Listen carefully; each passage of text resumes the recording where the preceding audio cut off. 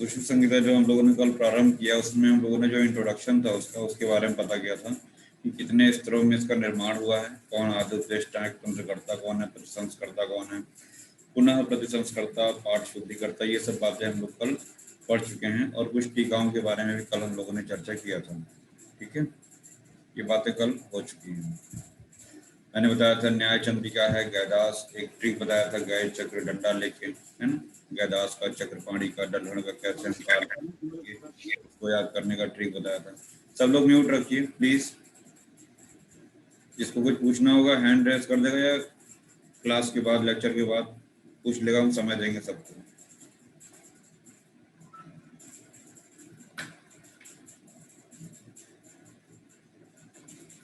तो न्याय चंद्रिका गैदास की है, और निदान स्थान पे है भानुमति, दूसरा नाम जो है इसका तात्पर्यिका है, वो सूत्र स्थान पे है, वो चक्रपाणी की है। निबंध संग्रह वो डल्हण का है। संदीपन जो है हाराण चंद्र का है, 20वीं सदी। ये सभी संस्कृत टीकाएं हैं, कल हम लोगों ने जो पढ़ा था ये सभी क्या है, संस्कृत टीकाएं हैं। कुछ हिंदी टीकाएं हैं, भास्कर गोविंद घाणेकर, हमने बताया था रहस्य है घाणेकर का। और जो हम लोग पुस्तक पढ़ रहे हैं आयुर्वेद तत्व संदीपिका अंबिका दत्त शास्त्री की, ठीक है ना। इसमें भी जो चिकित्सा स्थान उसमें प्रियव्रत सिंह जी का नाम आया हुआ है, और जो कल्प स्थान है जहाँ पे अगस्त्यतंत्र की बात करेंगे वहाँ पे अवध बिहारी जी का नाम है। ठीक है, फिर इसके बाद आता है एक और पुस्तक हमने बताई थी आपको कल क्या बताई थी, जो 3 वॉल्यूम में है, 3 वॉल्यूम में एक और पुस्तक बताई थी, आनंदराम शर्मा जी की बताई थी, आनंदराम शर्मा। ये सब बातें कल हम लोग कर चुके हैं, ये तो हुआ क्विक रिवीजन। फिर हमने आपको बताया था कि चरक संहिता में जो अध्याय है वो उसका प्रारंभिक अध्याय क्या है, दीर्घन जीवती अध्याय। चरक ने अपनी संहिता का जो पुनर्वसुवात्रेय चरक संहिता का जो निर्माण हुआ है उसका पहला चैप्टर है दीर्घन जीवती अध्याय। हृदय और संग्रह में जो पहला चैप्टर है वो आयुष कामी अध्याय। और यहाँ पे क्या है, संस्कृत में जो पहला चैप्टर है क्या है, वेदोत्पत्ति। ठीक है, लिखा हुआ है तत्व संदीपिका, मतलब इस टीका का नाम क्या है, तत्व संदीपिका, अंबिका दत्त शास्त्री और जी द्वारा जो लिखी गई है। ठीक है, तो पहला अध्याय इसका वेदोत्पत्ति है।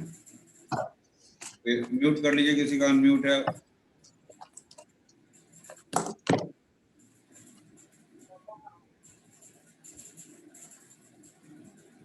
शांतनु तिवारी म्यूट कर लीजिए, हम बाहर कर देंगे अगर दोबारा, अगर इनडिसिप्लिन होगा किसी का भी हम बता दे रहे हैं, दोबारा नहीं कहेंगे किसी से हम।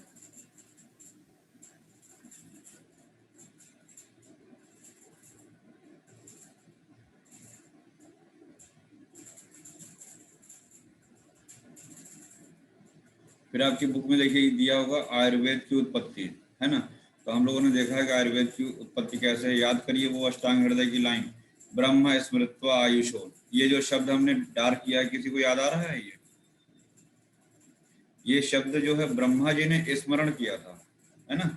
ब्रह्मा जी स्मृत्वा शब्द आया हुआ है, ये विशेष रूप से ध्यान रखिएगा। एक बार पीजी में पूछा गया था, वहां पे स्मृत्वा था, कई ऐसे शब्द थे, तो वहां पे आपको जो ऑप्शन चूज करना था स्मृत्वा शब्द था, तो याद रखिएगा ये अष्टांग हृदय पहले चैप्टर का ही है।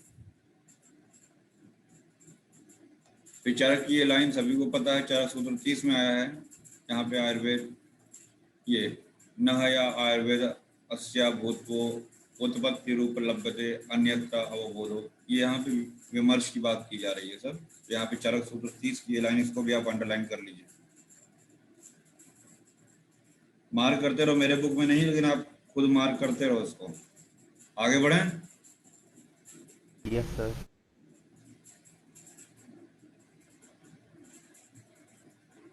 ये हमने आपको कल बताया था, डल्हण के अनुसार धन्वंतरी के शिष्यों की संख्या 12 है। ठीक है, ये 12 कैसे अभी नीचे आ रहा है।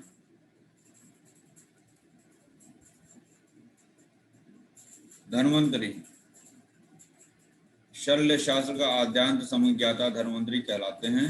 वर्तमान में ऐसे विद्वान को सर्जन कहा जाता है। हम जानते हैं कि धन्वंतरी संप्रदाय जो होता है उनको सर्जन कहा जाता है। और भानुमति जो टीका है उसमें धन्वंतरी की क्या व्याख्या, भानुमति टीका किसकी है? चक्रपाणी। भानुमति टीका है, उसमें धन्वंतरी की व्याख्या कैसे की गई है, ये जगत अर्थ साधनात् धनुर्धर्म, इस तरीके से करके जो है धन्वंतरी की व्याख्या आई है। ठीक है ना। तो भागवत में विष्णु के अंशांश से धन्वंतरि की उत्पत्ति मानी गई। तो याद रखिएगा, भागवत में विष्णु के अंशांश से मानी गई है। और ये भानुमति की लाइन ये भी आप मार्क कर लीजिएगा। और विष्णु पुराण में अमृत पूर्ण कलश के लिए वो जिसकी हम लोग पूजा करते हैं धन्वंतरि जयंती में, ठीक है ना, तो वो विष्णु पुराण से आया हुआ है। क्लियर, समझ में आई बात। मंधानम मंदरम कृत्वा नेत्रम कृत्वा च वासुकिम, ये आपका विष्णु पुराण का है। जो हम लोग भगवान धन्वंतरि, जो हमारे सामने एक चित्र आता है भगवान धन्वंतरि का, वो विष्णु पुराण से है। अब देखिएगा, 7 शिष्य, वहां पे हमने 12 लिखा था, तो 7 और 5, 7 कैसे हुए? काशीदास काशीराज दिवोदास भगवान धन्वंतरि को अवधेनव वैतरण औरभ पौष कलावत करवीर गोपुर रक्षित सुश्रुत आदि ऋषि प्रश्न करने लगे, यानी कि इतने शिष्य बताए गए, ठीक है। फिर सुश्रुत प्रवृत्तय, मतलब सुश्रुत आदि, प्रवृत्तय का मतलब और भी, तो शेष जो है डल्हण की टीका में कुछ और नाम आया, जिनमें कि भोज, निमि, कांकायन, गार्गी और गालव। डल्हण जो टीका की उसमें 7 के अतिरिक्त ये 5 एक्स्ट्रा आ गए हैं, ठीक है ना। ये 7 और 5 जो नाम कुल मिला के जो हमने ऊपर अभी आपको बताया यहाँ पे, डल्हण के अनुसार धन्वंतरि के कुल कितने शिष्य हो गए? 12। ये 12 नाम आपको पता होने चाहिए, और आप उसको डायरेक्ट 12 ना याद करके 7 + 5 ऐसे याद रखिएगा। औवदेनो व्याकरण और अभ्र पौष कलावत करवीर गोपुर रक्षित सुश्रुत और भोज निमिकांकायन गार्ग गालव। जहाँ पे इंपॉर्टेंट होगा वहां पे हम टाइम देंगे।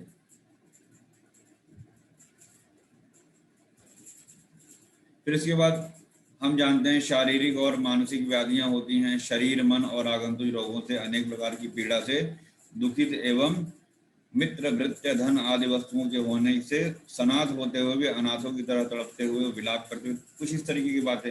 अगर हम बात करें हम लोगों ने ऐसा क्या क्या पढ़ रखा है, तो हम लोगों ने ऐसे बहुत सी बातें, क्या सुख संगम आरोग्यम विकारो दुख में उच्च, ऐसा कुछ हम लोग पढ़ चुके हैं पहले ही। और देखिए यहाँ नीचे आया भी होगा, जब भी हम आयुर्वेद में कोई बात पढ़ते हैं ना, तो हमको उससे रिलेटेड जो भी चीजें हम पढ़े रहते हैं अपने आप वो रिकॉल हो जाती हैं। देखिए, सुख संगम आरोग्यम विकारो दुख में उच्च, मिला आपकी बुक में नीचे दिया होगा। जिससे सुख का अनुभूति हो वो आरोग्य है, जिससे हमें दुख मिलता है वो हमारे लिए रोग का कारण है, कुछ ऐसा है। और चरक में ही हम लोगों ने पढ़ा हुआ है सूत्र स्थान में, त्रयो रोगा निज आगंतुज मानसा। निज रोग होते हैं, आगंतुज रोग होते हैं, और मानसिक व्याधियां होती हैं। ये हम लोगों ने चरक संहिता में पढ़ा हुआ है, इसको भी मार्क कर लीजिए, त्रयो रोगा निज आगंतुज मानसा। और शारंगधर संहिता की एक लाइन है ये, शारंगधर संहिता में भी स्वाभाविक आगंतुज, ठीक है ना, मिला ये लाइन। 4, किंतु चिकित्सा शारीरिक, मानसिक और आगंतुक इन 3 रोगों को ही हो सकती है। यानी कि हम जो है शारंगधर को न मानते हुए जो चरक ने बातें बताई हैं, 3 प्रकार के जो रोग होते हैं, शारीरिक, मानसिक और आगंतुक, ये 3 व्याधियों को यहाँ पे हम लोग देखेंगे। जो चौथे प्रकार का यहाँ पे जो स्वाभाविक आया है, वो जो स्वाभाविक रोग होता है वो अचिकित्स्य होता है, ठीक है ना। अचिकित्स्य कालस्य परिणामेन जरा मृत्यु निमित्तजा रोगा स्वाभाविका दृष्टा स्वभावो निष्प्रतिक्रिया, ठीक है। इसको भी मार्क करिए, पूरा का पूरा ये विमर्श पैराग्राफ है, मोस्ट इंपॉर्टेंट है, ध्यान रखिएगा। कुछ पूछना हो यहाँ तक तो पूछ सकते हैं।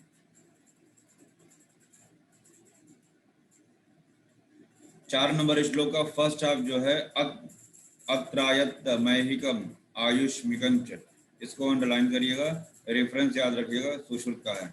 इस आयुर्वेद में सांसारिक और परलौकिक कल्याण है, इसलिए हम शिष्य भाव से आपके पास आए हैं, ये बातें वहां पे कही जा रही हैं, ठीक है। अब यहाँ पे देखिएगा एक शब्द आया है ऐहिक, अगर हम इसको संधि विच्छेद करेंगे, इसको एक आया है शब्द ऐहिक और दूसरा आया है आमुषमिक। तो ऐहिक जो होता है इहलोक, और आमुषमिक क्या है? परलोक। जैसे हमने लिखा है वैसे आप लिख लीजिए, नहीं तो बाद में ध्यान नहीं रहेगा कि इहलोक क्या है और परलोक क्या है।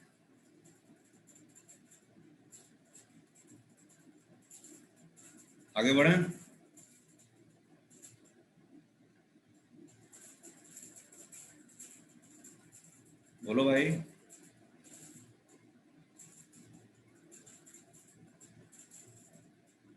जी सर। राजनिघंटु के बारे में मैंने एक लाइन लिख रखी है, आपको पता है कि अष्टांग आयुर्वेद जो उन्होंने बताया वहां पे सबसे पहले द्रव्य गुण को रखा है ना। एक क्योंकि अष्टांग आयुर्वेद की बात यहाँ पे स्टार्ट हो रही, कल हमने आपको काफी चीजें बताई थी, फटाफट हम लोग एक बार फिर से पढ़ लेते हैं उसको। फिलहाल चरक की लाइन याद रखिएगा, तस्य आयुष्य पुण्यतमो वेदो वेद विदाम मतः। याद आ रहा है ये चरक सूत्र 1 की लाइन है, याद आ रही है लाइन। अब देखो कंफ्यूजन कहाँ होता है, ध्यान से सुनना मेरी बात। सुश्रुत का सूत्र का पहला चैप्टर का नाम क्या है, वेदोत्पत्ति अध्याय। हमारे पास ये क्वेश्चन रहेगा, तस्य आयुष्य पुण्यतमो वेदो वेद विदम मता, वेद विदा मता, ये कहाँ का है, तो पहला ही रहेगा वेदोत्पत्ति अध्याय सुश्रुत। तुरंत दिमाग जाएगा, अरे वेदो वेद विदाम 2 बार आया है, ये तो जरूर जो है वेदोत्पत्ति का ही होगा। याद रखिएगा ये वेदो वेद विदाम मतः वेदोत्पत्ति अध्याय का नहीं है, चरक सूत्र 1 का है। ठीक है, याद रखिएगा इस बात को। फिर इसके बाद बात आती है कि आयुर्वेद अथर्ववेद का उपांग है। कल हमने आपको बताया था कि काश्यप में और ब्रह्म वैवर्त पुराण में आयुर्वेद को पंचम वेद माना गया है। याद आ रहा है, कल बताया था। Yes sir.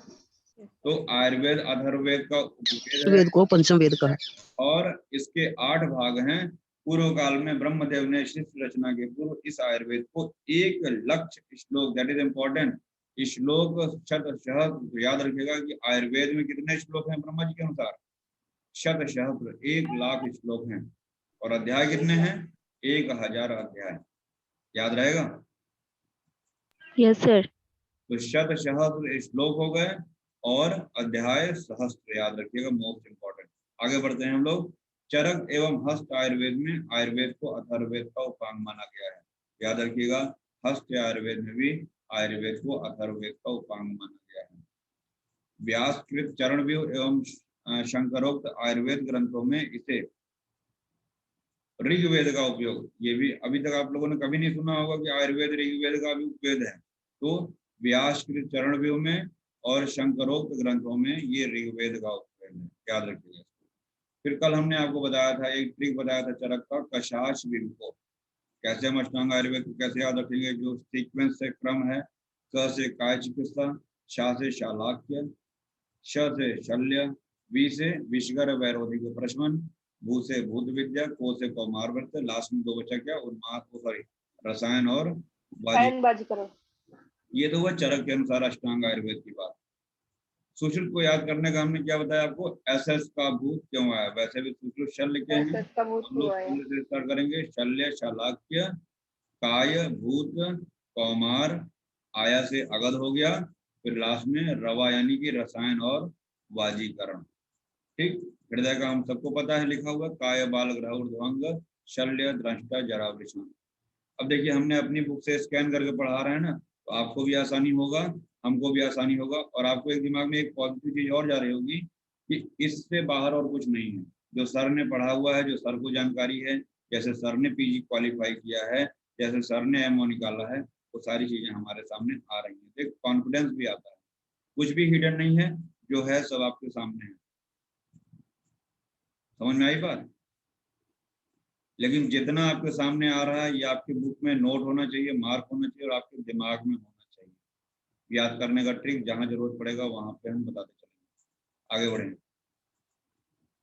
फिर इसके बाद सुश्रुत का हम लोग पढ़ रहे हैं। सबसे पहले शल्य की परिभाषा, कल भी हम लोगों ने बात की थी। शल्यम नाम विविध तृण काष्ठ पाषाण 5 लोग, ये सब कल बातें हम लोगों ने कर रखी थी।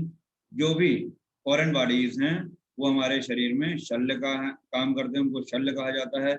और इन शल्यों को निकालने के लिए जो यंत्र, शस्त्र, क्षार, अग्निकर्म, ये सभी जो ज्ञान है वो किसके अंतर्गत हैं, शल्य तंत्र के हैं। ठीक है, यहीं पे विमर्श में आया है, डल्हणोक्त शल्य लक्षणम अति प्रवृत्त मल दोष शरीरणाम स्थावर जंगमानाम। तो इसको भी मार्क कर लीजिएगा, ये डल्हण के अनुसार शल्य के बारे में यहाँ पे खासकर शल्य की परिभाषा में लिखने के लिए आपको ये आसान रहेगा। ठीक है ना, तो डल्हण का जो ये मार्क कर लीजिएगा। दूसरा आता है शल्य के बाद शाला की परिभाषा। हर एक परिभाषा, 8 की परिभाषा आपको याद होनी चाहिए। एक आयुर्वेद का स्टूडेंट होने के नाते आपको अष्टांग आयुर्वेद की किसी भी अंग की परिभाषा अगर याद करनी है तो सुश्रुत सूत्र 1 से याद करनी है और आपको याद होना चाहिए लाइफ लॉन्ग। शालाक्यम नाम ऊर्जतुर्गता नाम श्रवण नयन वदन घ्राणादि संस्कृता नाम व्याधिनाम उपशमनार्थम शालाकाय यंत्र प्राणिधानार्थम च। मैंने कल बताया था ऊर्जतुर क्या है, क्लेविकल बोन, यानी क्लेविकल बोन के ऊपर का जो भी हम चिकित्सा करते हैं वो सब किस में आ जाता है, शालाक्य में आ जाता है। शालाक्यम नाम ऊर्ध्वजतु, ऊर्ध्वजतु ने क्लेविकल बोन के ऊपर के जितने भी रोग हैं, चाहे वो श्रवण हो, कान के, नयन नेत्र के, वदन यानी मुख के, घ्राण यानी नासिका के, इन सभी व्याधियों के उपशमनार्थ है ना, जो भी हम चिकित्सा करते हैं वो शालाक्य तंत्र में है। ठीक है ना। और एक चीज और है,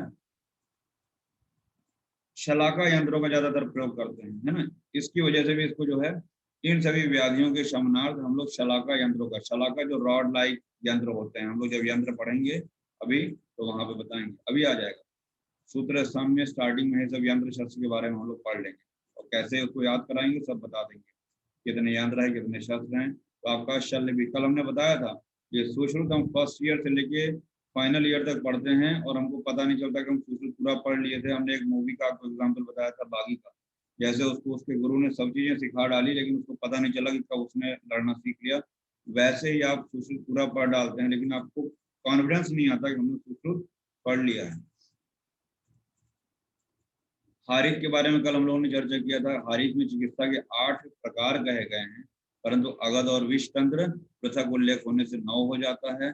शल्य, शालाक्य, काय बाल, अगध, विष तंत्र, भूत विद्या, रसायन और बाजीकरण। एक बात और बताई थी, यहाँ पे अगध में क्या है, बस्ती रोग और गुदा रोगों का वर्णन, ये कल हमने आपको लिखाया था। ऐसा कुछ याद आ रहा है? Yes sir. आगे बढ़ते हैं हम लोग। गणनाथ सेन जी ने प्रत्यक्ष शरीर में जत्व का पर्याय अक्षकात देकर उसे क्लेविकल माना है, इसको अंडरलाइन करिए। हो गया। अक्षकास्थ किसको बोलते हैं? क्लेविकल। अच्छा, सही है, सही है। अंश फलक किसको बोलते हैं? Sir scapula. फिर इसके बाद बात आती है काय चिकित्सा की। इसमें सबसे इंपॉर्टेंट क्या है, सर्वांग संस्कृता नाम। कल बताया भी था, मार्क करिए, सर्वांग संस्कृता नाम।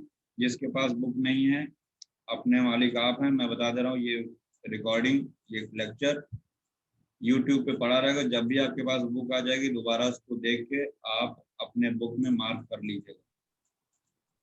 तो काय चिकित्सा नाम, सर्वांग संस्कृता नाम, व्याधि नाम, ज्वर, रक्त, पित्त, शोच, उन्माद, अपस्मार। अब कौन कौन सी व्याधियां, जब श्लोक आपको याद रहेगा तो आप लिखते जाओगे, ठीक है ना। वैसे भी जब हम लोग चिकित्सा पढ़ते हैं या निदान पढ़ते हैं तो क्रम क्या है, ज्वर है, ज्वर के बाद क्या है, रक्त पित्त है ना, यही तो है। Yes sir. गुल्म है, प्रमेह है और कुष्ठ है, तीनों यहाँ पे नहीं है, हैं लेकिन अभी आगे आ रहे हैं। देखिए, ज्वर, रक्त पित्त के बाद क्रम में क्या है, शोथ आ गया, फिर उन्माद, अपस्मार, फिर जो बचे हुए थे कुष्ठ और प्रमेह और अतिसार, वो आगे लास्ट में, ठीक है ना। तो 3, 1, 4, 5, 6, 7, 8, ये 8 व्याधियां हैं, याद रखिएगा, याद रहेगा।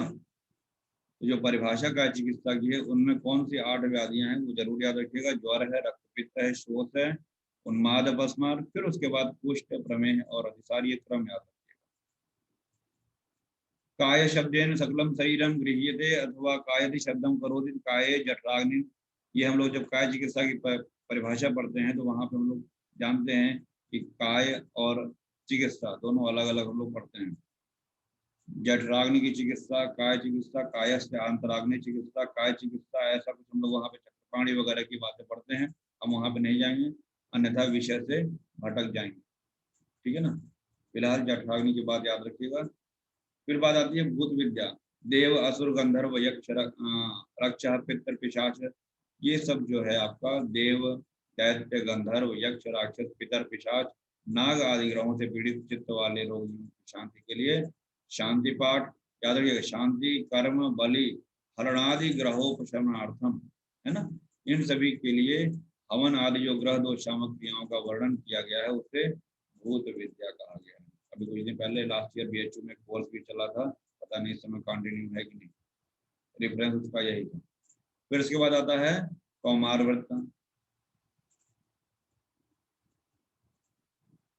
कुमार भरण धात्री क्षीर दोष संशोधनार्थम।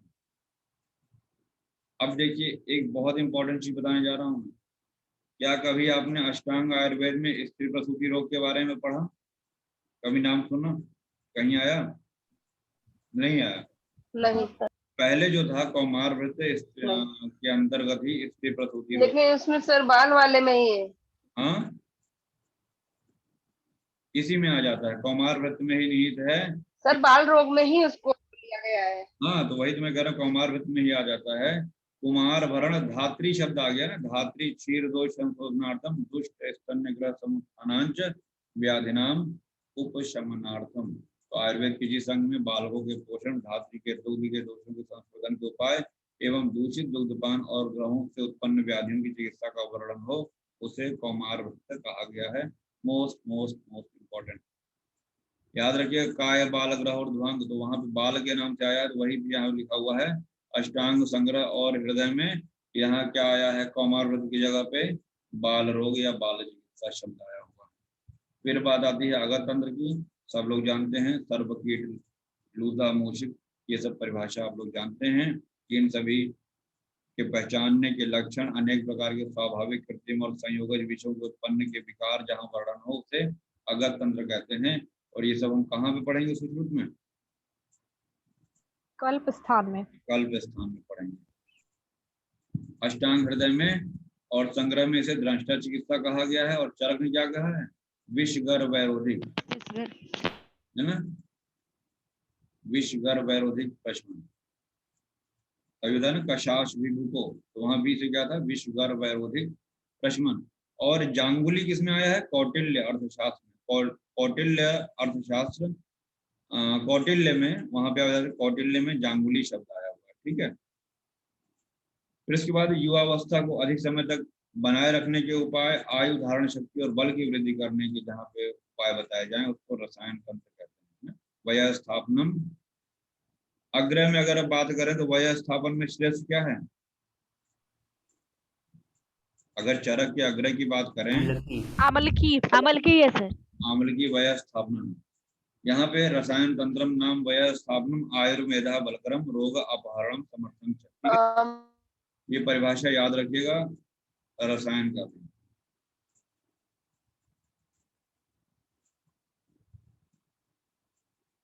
लाभोपायो ही शस्त्र नाम रसादि नाम रसायनम। इसकी परिभाषा यहाँ पे स्टार्ट होती है, दीर्घम आयु स्मृति मेधाम आरोग्यम तरुणम वय प्रभावरण सर्वदौरम देह इंद्रिय बलम्बरम वाक् सिद्धि प्रणत कांति लभते न रसायनात्। फिर आता है लाभोपायो ही शस्त्र नाम रसादि नाम। सिर्फ लाभोपायो ही कहने से काम नहीं चलेगा, ठीक है। दीप वाला, मैंने ट्रिक, इस 4 लाइन को याद करने का एक ट्रिक बताया है। हम एक्चुअली पहला ही शब्द भूल जाते हैं, किसी भी श्लोक का हम पहला ही शब्द भूल जाते हैं। तो इस रसायन की 4 लाइन को याद करने का जो ट्रिक हमने बनाया है, क्या है? दीप वाला। सुनाई दे रहा है? Yes sir. बोलो भाई।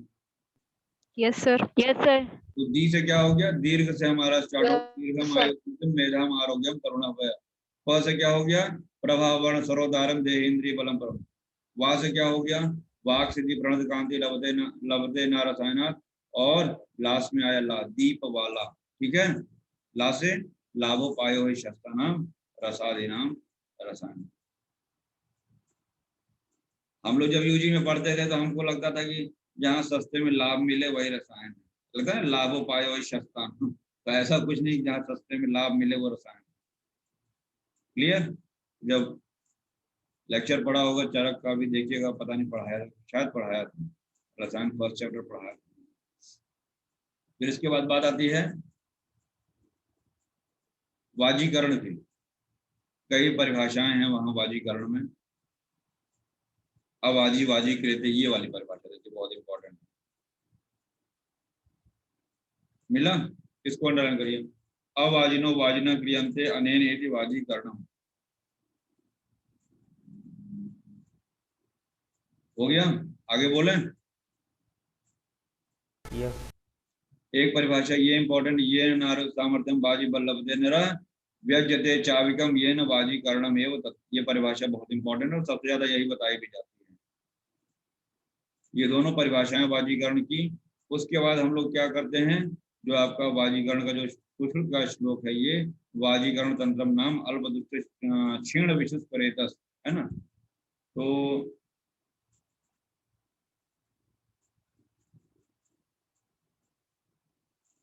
ध्यान से देखिएगा हम क्या बोलने जा रहे हैं, थोड़ा सा टेक्निकल है ये लाइन, ध्यान से मेरी बात सुनिएगा।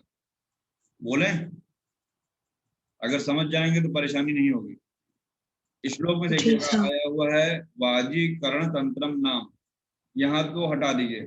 पहला शब्द आया है अल्प, दूसरा आया है क्या, दुष्ट, तीसरा शब्द आया है क्षीण, और चौथा शब्द क्या आया है, विशुष्क। ठीक है, हमने क्या क्या बोला, अल्प, दुष्ट, क्षीण और विशुष्क क्या है, रेतस। अब इनकी चिकित्सा के लिए क्या करेंगे, देखिए ध्यान सुनिएगा हमारी बात। पहला है आप्यायन, ठीक है यहाँ पे आप्यायन, दूसरा है प्रसाद, तीसरा है उपचय, फिर लास्ट में है जनन। ठीक है ना, तो जैसे वो चार है उसी के परिप्रेक्ष्य में हम ये चार रट लिखेंगे उसी के सामने, वो बीमारियां हैं और उसकी चिकित्सा में हम ये कर रहे हैं। समझ में आ रहा है कुछ हम क्या बताने की कोशिश कर रहे हैं। अल्प वीर के लिए आप्यायन, दुष्ट वीर के लिए क्या है, ये प्रसाद, फिर तीसरा है क्षीण दुष्ट के क्षीण जो आपका रेतस है उसके लिए क्या है, प्रहर्ष, और जो विशुष्क है उसके लिए जनन। इस तरीके से इसको हम लोग देखेंगे। हमने लिखा ना, आप उपजाएं, आ से आप्यायन, प से प्रसाद, उप से उपचय और जाए से जनन। नहीं समझ में आया, आ गया आया सर। पढ़ोगे बार बार तो समझ में आ जाएगा। देखो एक बार फिर से हमने लिखा, अल्प, दुष्ट, क्षीण, विशुष्क, एरो बनाया है क्रम से। वहां पे देखिए शब्द आया होगा बच्चा, इसीलिए हम बार बार समझाने का प्रयास कर रहे हैं।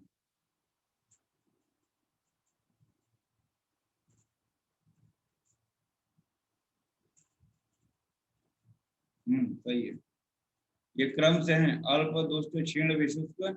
चिकित्सा क्रम से क्या है, अल्प का है आप्यायन, दुष्ट का है प्रसादन, क्षीण का है उपचय और विशुष्क का क्या है चिकित्सा क्रम से, जनन। ऐसे भी आप याद रख सकते हैं। हम आगे बढ़ रहे हैं, याद करिए वो पुराने दिन हम लोग जब चरक सूत्र 30 में पढ़ते हैं, आयुर्वेद का प्रयोजनम स्वास्थ्य रक्षणम, जब हम फर्स्ट ईयर में आते हैं, है ना, बगुला भगत बने रहते हैं, ऊपर से नीचे तक एप्रन से ढके रहते हैं, चुटिया बधी रहती है, बाल छोटे छोटे रहते हैं। यही एक श्लोक है जो हमको रटाया जाता है। याद आ रहा है कुछ? Yes sir. Yes sir. स्वास्थ्य रक्षणम आतुरस्य विकार प्रशमनम च। और यही आयुर्वेद की एक विविधता है, पिक्यूलियर फीचर है कि हम जो चरक के अनुसार पहला प्रयोजन पढ़ते हैं वो बीमार की चिकित्सा नहीं, हमारा अगर स्वास्थ्य उत्तम है तो कैसे हम अपने स्वास्थ्य को बरकरार रखें, कैसे हम अपने स्वास्थ्य को अनवरत हम स्वस्थ रखेंगे, बीमार नहीं पड़ेंगे, ये हमारा पहला प्रयोजन होना चाहिए। तो स्वास्थ्य रक्षणम, और दूसरा प्रयोजन क्या है चरक के अनुसार, आतुरस्य विकार प्रशमनम च। ठीक, इसीलिए आपने देखा कि जब चरक संहिता प्रारंभ होती है तो पहले चैप्टर में आपने देखा कि आयुर्वेद के दोषों के बारे में तमाम सिंपल सी बातें उन्होंने बताई हैं। फिर मूत्र चिकित्सा के बारे में बताया है, विभिन्न प्रकार के मूत्र बताए हैं, कुछ पदार्थ की बातें बताई हैं, है ना, वहीं पे महाभूत द्रव्य के बारे में बताया है। तो कुछ ऐसी बातें सामान्य जो आयुर्वेद का बेसिक कॉन्सेप्ट है उसके बारे में सूत्र 1 में बताया है। दूसरे और तीसरे चैप्टर में उन्होंने क्या बताया है, एक्सटर्नल एप्लीकेशन, इंटरनल एप्लीकेशन, जवागु वगैरह के बारे में वहाँ पढ़ते हैं, है ना। फिर चौथे चैप्टर में आते हैं तो हम लोग महाकषाय के बारे में पढ़ते हैं। फिर आचार्य चरक वहीं पे रुक गए। मैं बार बार बताता हूँ कि आचार्य चरक डायरेक्ट चिकित्सा पे नहीं आए हैं, ये तो हमारे आसपास जो चीजें मिल जाती हैं। थोड़ा चिकित्सा के बारे में वो चर्चा करना शुरू किए, फिर वो वहीं रुक गए।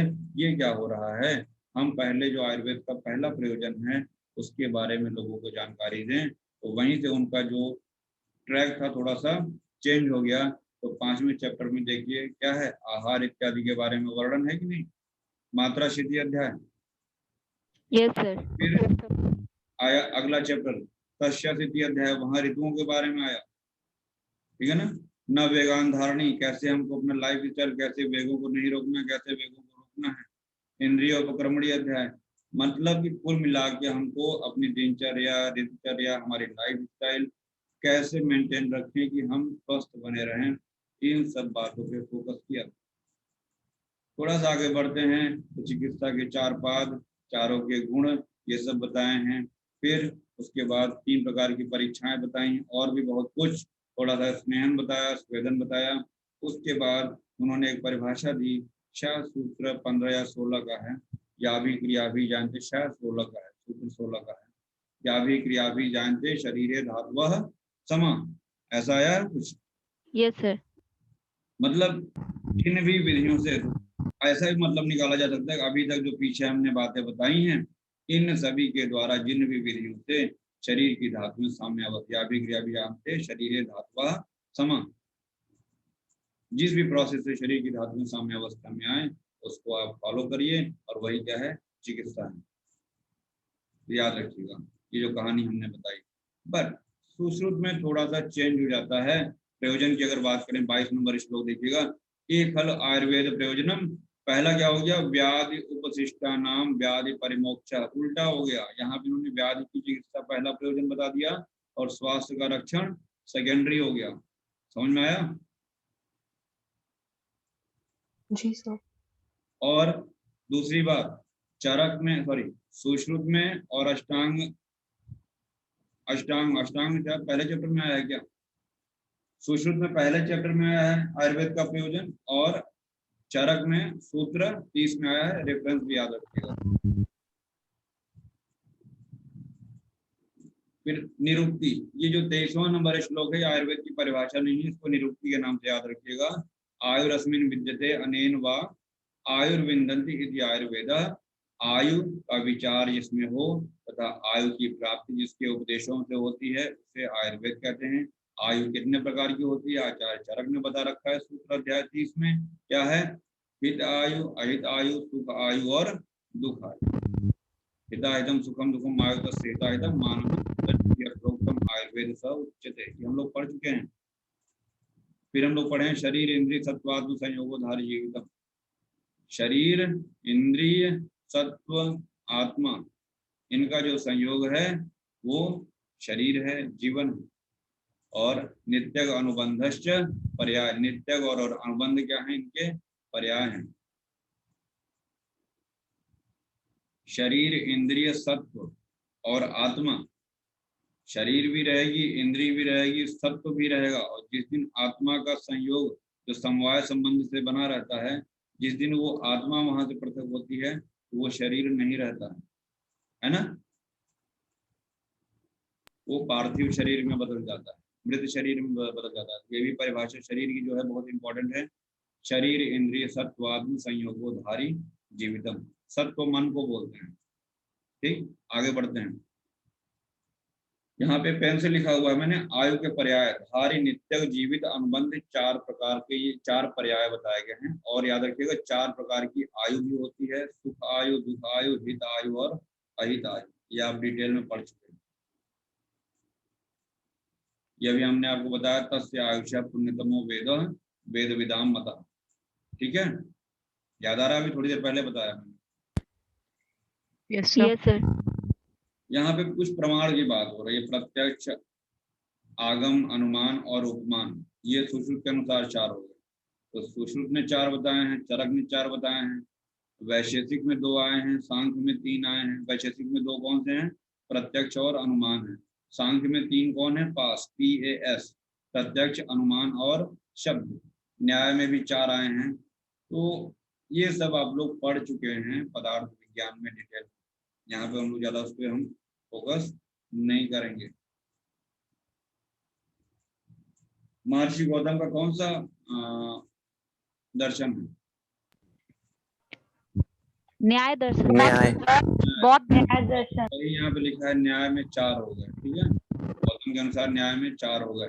वैशेषिक में सांख्य मत प्रमाण 3 होते हैं।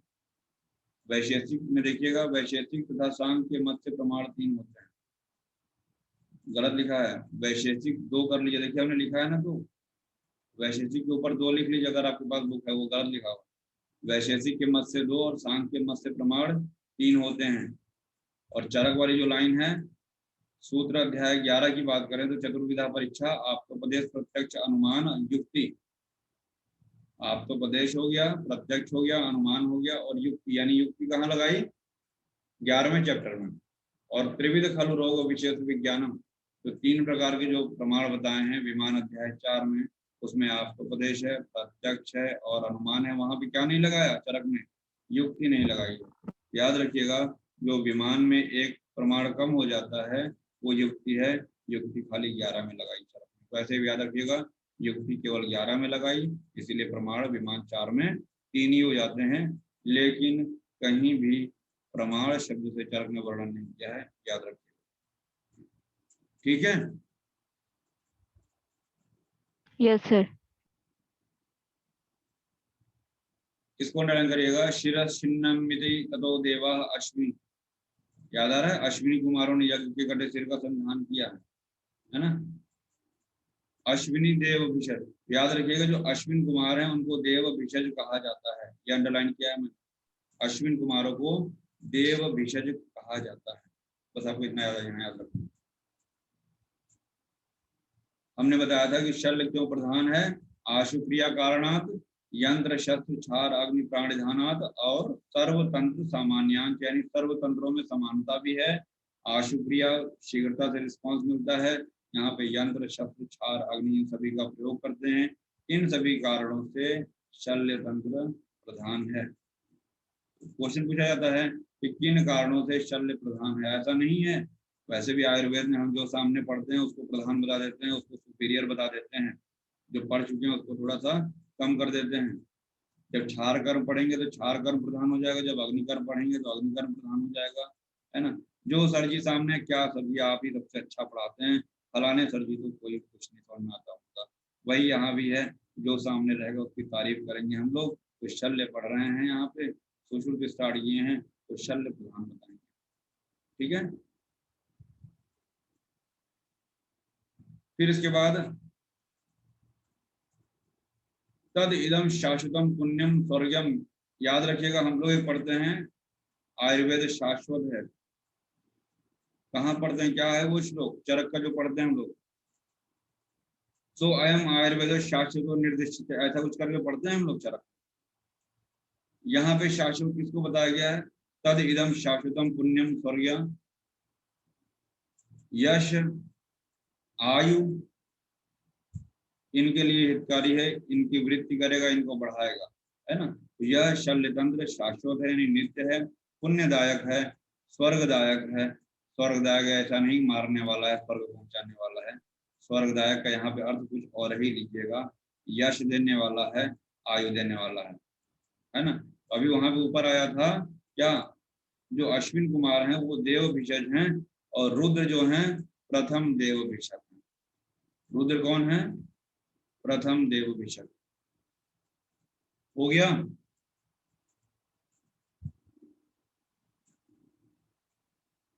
बोलो भाई। Yes sir. बाकी लोग म्यूट कर लो भाई, म्यूट कर लो, म्यूट कर लो, म्यूट कर लो।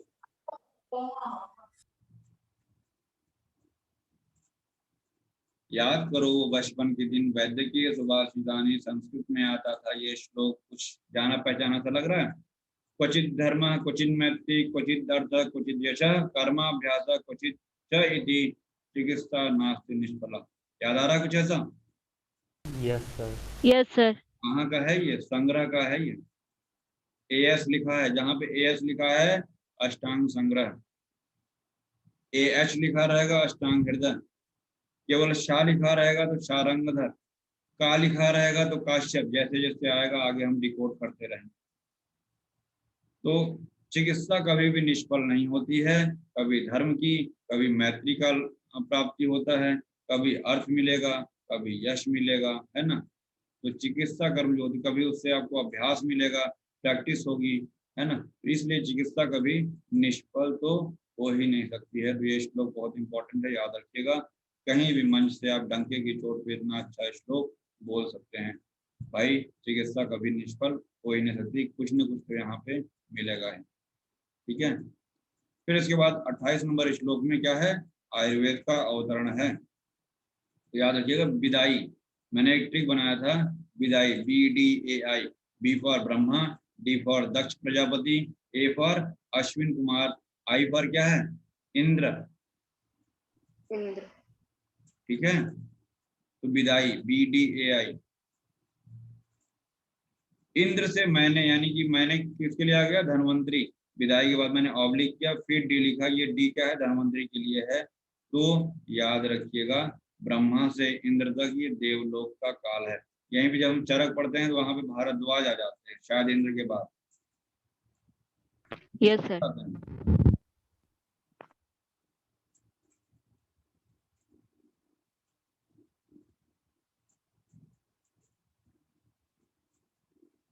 बेटा ये जाना पहचाना सा लग रहा है कुछ। 30 नंबर श्लोक, अस्मिन् शास्त्रे पंचभूतात्म शरीर समवाय पुरुष इति उच्यते। अभी थोड़ी देर Yes, पहले sir. हमने बताया था, शरीर तन्मात्र संयोगोधारी जीवितम, अभी ऊपर बोले थे। Yes sir. यहाँ पे क्या है, पंचभूत शरीरी, शरीरी किसको बोलते हैं, आत्मा का पर्याय है।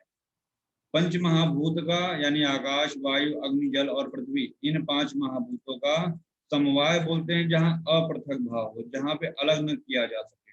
और जिस दिन ये समवाय संबंध विच्छेद होता है, पंच महाभूत से आत्मा अलग होती है, उसी दिन पंच तत्व में लीन हो गया शरीर। अंत्येष्टि कर्म जो करते हैं ना, पंच तत्व में विलीन हो गया, है ना। तो वो शरीर क्या है, पंच भौतिक शरीर जो है आत्मा से रहित हो गया, शरीरी उसमें से निकल जाती है। और जब तक वो शरीरी इस पंच महाभूत के साथ में है, समवाय संबंध से है, उसको क्या कहेंगे, पुरुष कहेंगे। ये पुरुष की परिभाषा कहाँ पढ़ते हैं हम लोग, क्रिया शरीर, याद आ रहा है। Yes sir. रचना और क्रिया में ये आपको पूरा पढ़ाया गया है वहां पे। लोको ही द्विविधा स्थावर जांगमश्च, ऐसा भी आप लोगों ने बचपन में पढ़ा है, जांगम और स्थावर। लोको ही द्विविधा, द्विविधात्मक, ईश आग्नेय, आग्नेय और सौम्य भेद से भी 2 प्रकार के होते हैं। फिर चतुर्विध भूतग्राम, तीसरी लाइन बहुत इंपॉर्टेंट है, पूछा जाता है चतुर्विध भूतग्राम क्या होता है सुश्रुत के अनुसार। मिला कि नहीं मिला, चतुर्विध भूतग्राम, जरायुज, अंडज, स्वेदज और औदबिज, ये जो 4 हम लोग पढ़ते हैं, जो पढ़ के आए हैं, उसको क्या बोलते हैं, चतुर्विध भूतग्राम। थोड़ा सा हिंदी देख लेते हैं। इस आयुर्वेद शास्त्र में पृथ्वी, जल, तेज, वायु और आकाश, ये 5 महाभूत और शरीरी क्या है, आत्मा, इनके संयोग को, संयोग क्या कहें, समवाय संबंध को पुरुष कहा जाता है। इसी पुरुष की चिकित्सा की जाती है। याद करो बच्चा, जो चिकित्सक पुरुष होता है उसी को क्या कहते हैं, षड धातुज पुरुष भी बोलते हैं, और क्या बोलते हैं, कर्म पुरुष भी बोलते हैं। याद आ रहा है कुछ बचपन की बात। Yes sir. Yes sir. मैंने याद करने के लिए ट्रिक भी बताया था, चिकस, चीफ पर मतलब चिकित्सक पुरुष, क मतलब कर्म पुरुष, और श मतलब षड धातु, वो यही है चिकस, पंच महाभूत शरीरी समवाय पुरुष उच्यते। और इसी षड धातु पुरुष की चिकित्सा की जाती है। जब तक उसमें आत्मा है तब तक उसकी चिकित्सा हम लोग करेंगे। आजकल ऐसे ऐसे महानुभाव भी हैं कि आत्मा निकलने के बाद भी चिकित्सा करते रहते हैं 2-2, 3-3 दिन तक। बात समझ में आई। आयुर्वेद कहता है वो चिकित्सक पुरुष नहीं है कि चिकित्सा नहीं करनी है। चलिए आगे बढ़ते हैं हम लोग। स्थावर और जांगम याद रखिएगा, आग्नेय और सौम्य याद रखिएगा, और चतुर्विध भूतग्राम कौन कौन से हैं वो जरूर याद रखिएगा। संपूर्ण प्राणी वर्ग स्वेदज, जरायुज, अंडज और औद्भिद भेद से 4 प्रकार के होते हैं। तो प्राणी जो है, यहाँ पे प्राणियों का वर्गीकरण कर दिया है। पहला वर्गीकरण क्या किया, कुछ स्थावर होते हैं, कुछ जांगम होते हैं। फिर अगला वर्गीकरण किया, कुछ आग्नेय होते हैं, कुछ सौम्य होते हैं। अगला वर्गीकरण किया कि जरायुज, स्वेदज, अंडज और पौधबीज भेद से 4 प्रकार। इसमें पुरुष प्रधान होता है, तत्र पुरुषा प्रधान। पुरुष कैसा होता है? जरायु होता है, प्लेसेंटा से बनता है। जरायु मतलब प्लेसेंटा वाला। प्लेसेंटा। तो तत्र पुरुषा प्रधान यानी कि जो जरायु है वो प्रधान होता है, ये भी याद रखिएगा। और एक हम लोग जानते हैं कि पुरुष के लिए चरक ने लोक शब्द प्रयोग किया है। और Yes, एक sir. परिभाषा याद रखिएगा, Look, चरक की पुरुष की परिभाषा है, ये वाली है, खाद्य चेतना षष्ठा धातुवा पुरुषा स्मृता। वहां भी ख आदि, वहां भी पंच। ध्यान से सुनना मेरी बात, दोनों श्लोक एक ही है जो अभी हम लोगों ने सुश्रुत का ऊपर पढ़ा है, और चरक का ये श्लोक एक ही है। यहाँ पे पंच महाभूत शरीर समवाय पुरुष बोला है सुश्रुत ने, और चरक ने क्या बोला है? ख आदि। ख का मतलब आकाश, आदि मतलब अन्य 4 जो महाभूत बच गए, यानी ये ख आदि महाभूत और चेतना यानी कि आत्मा, ये शस्त्र धातु पुरुष कहे जाते हैं। पुरुषेते इति पुरुषः, बचपन में बहुत पढ़ा है। पुरुष के लिए चरक ने लोक शब्द का प्रयोग किया है। और जो अभी आग्नेय और सौम्य की बात हम लोगों ने की, तो सौम्यम शुक्रम आर्तवम आग्नेयम। शुक्र कैसा होता है? सौम्य होता है। और आर्तव कैसा होता है? आग्नेय होता है। ये अगले। पढ़ चुके हैं, ठीक है ना। अभी हम लोगों ने बताया सुख संज्ञकम आरोग्यम विकारो दुख में, ऐसा बताया था अभी थोड़ी देर पहले। सुश्रुत में भी आया है, तद दुख संयोगा व्याधि उच्चन्ते। जिनके संयोग से पुरुष को दुख होता है, चाहे वो शारीरिक दुख हो चाहे मानसिक दुख हो, उसे रोग कहते हैं। यहीं पे अष्टांग हृदय की एक लाइन लिखी है, रोगस्तु दोष वैषम्यम, है ना। जो दोषों की जो विषमता है, हमने अभी बताया ना, सम दोष समाग्निचय सम धातु मलक भी है, बार बार हम लोग बात करते हैं। जहाँ पे दोष साम्य अवस्था में रहते हैं वो स्वस्थ है, जहाँ पे दोष विषम हो जाएंगे वो क्या हो जाएगा? रोग की अवस्था हो जाती है। और वही क्या है? रोग की, रोगस्तु दोष वैषम्य। और यहाँ लिखा है विकारो धातु वैषम्यम साम्यम प्रकृति रुच्यते, सुख संज्ञकम आरोग्यम विकारो दुखमेव च। याद आ रहा है कुछ ऐसा? नहीं याद आ रहा है? Yes, sir.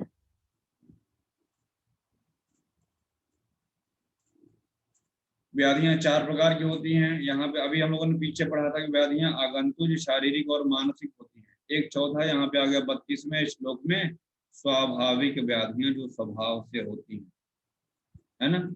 जो अचिकित्सित भी, अभी कुछ ऐसा शब्द पीछे आया था, उसको देख लीजिएगा एक बार। आगंतुज रोग क्या होता है? जो चोट वगैरह से लग जाती है, कभी एक्सीडेंटल जो होता है वो, उसको आगंतुज रोग कहते हैं। शारीरिक रोग क्या होते हैं? मिथ्या आहार विहार से दोष कुपित हो जाते हैं, उसकी वजह से जो व्याधियां उत्पन्न हो रही हैं उनको शारीरिक रोग कहते हैं। मानसिक क्या है?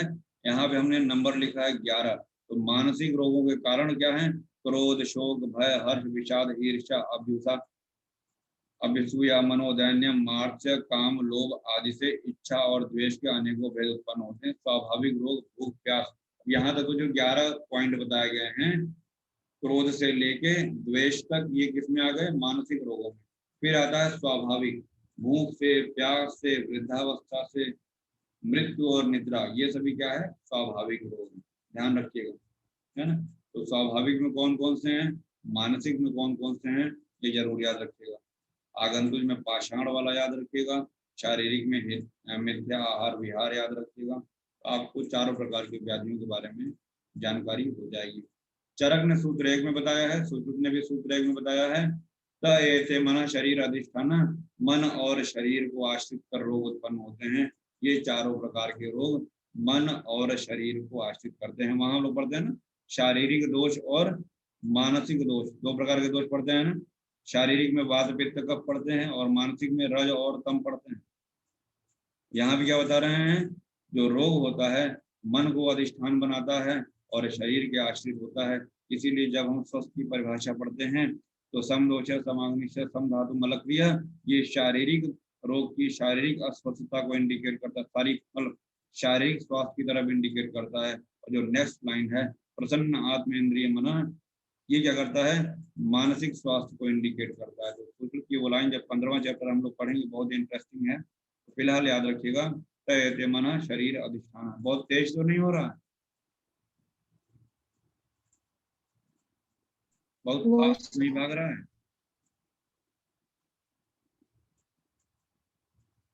लेक्चर यूट्यूब पर रहेगा, आप वहाँ से रिवाइज कर लीजिएगा। ठीक है, देख लेते हैं कितना बचा, नहीं फिर अगले लेक्चर में ज़्यादा हो जाएगा तो ऊपर से निकल जाएगा। अब अगले लेक्चर का ही है।